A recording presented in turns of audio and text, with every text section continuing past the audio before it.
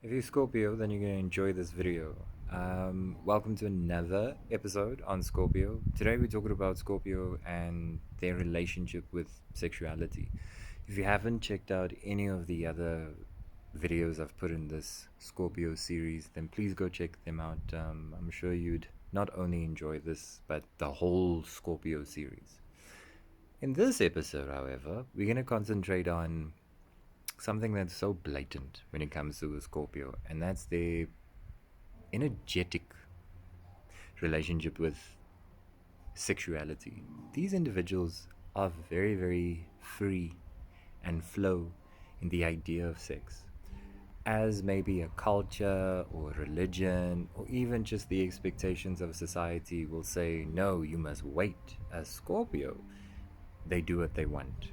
They do what they want with how much they show, and how much they experience, especially when it comes to sexuality. And it normally happens when they're young.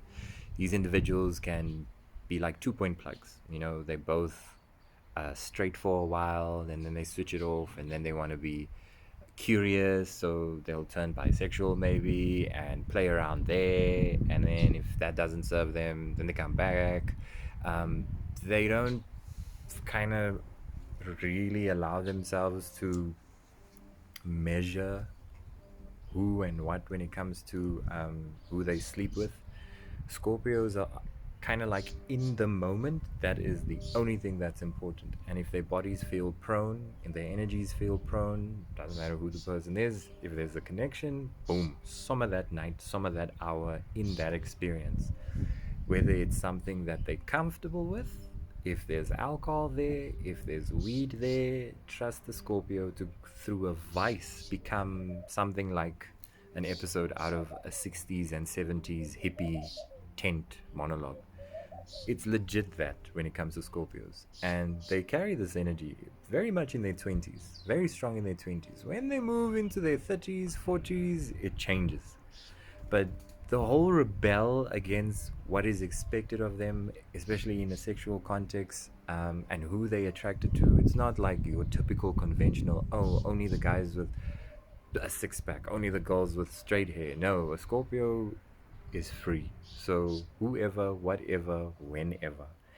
And you will notice it in how, like, you mustn't catch feelings with a Scorpio. You know, if they have that flow in you being one of the people they interchange with energetically, sexually, you can't catch feelings. They're not really the type to want to settle down, especially if they're in that playful area of their lives.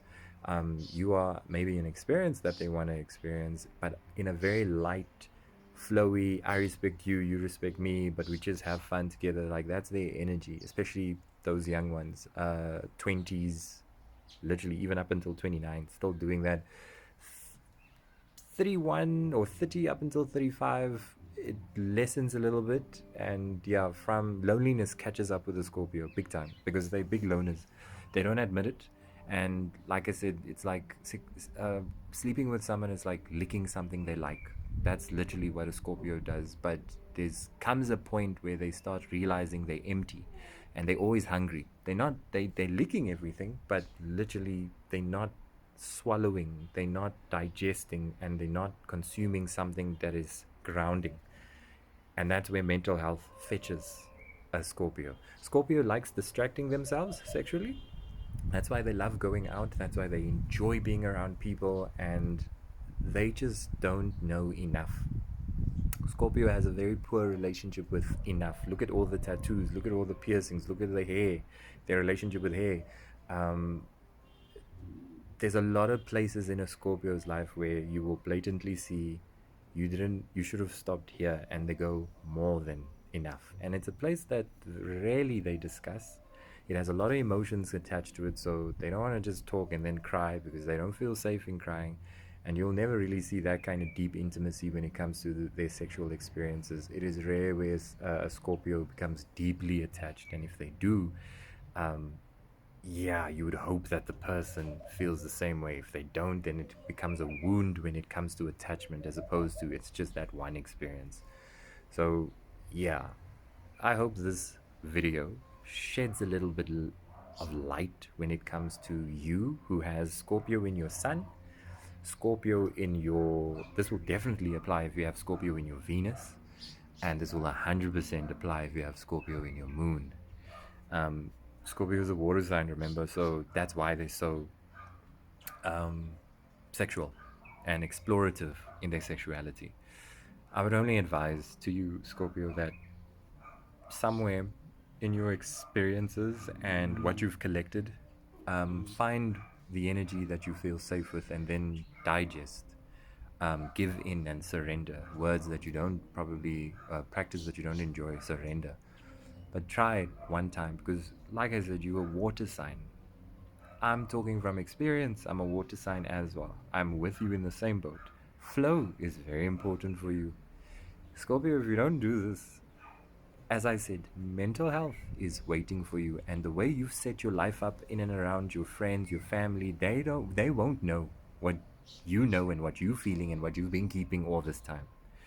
So it will come out of nowhere and a shock to them, but to you, you know how long you've been carrying that, and it makes no sense to just keep carrying it. Surrender, so that you don't just use these popcorn experiences of sexuality as just light experiences, but you realize also how it affects you energetically. And that's a video for another episode. But for now, if you can relate to this video, if you know a Scorpio friend and it all adds up, tag them, share this, because it's not telling you to stop. It's just, if I was doing a reading for you, Scorpio, I would tell you get into a relationship with knowing enough and first start in your stomach. When you have enough in your stomach, mind, body, soul, I swear it gets better in all the other parts of your energy. Hope you enjoyed it, Scorpio.